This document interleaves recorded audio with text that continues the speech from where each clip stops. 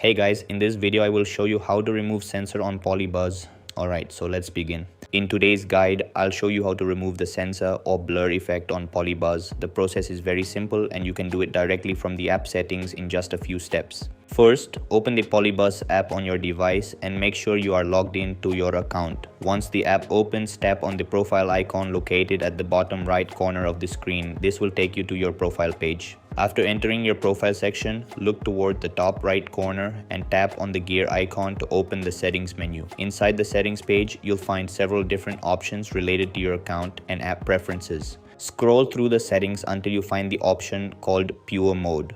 This feature is responsible for filtering or blurring certain content inside the app.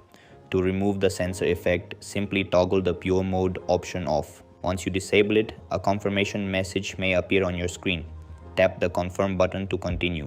After that, the censor or blur effect will be removed and previously blurred images or content should become visible normally.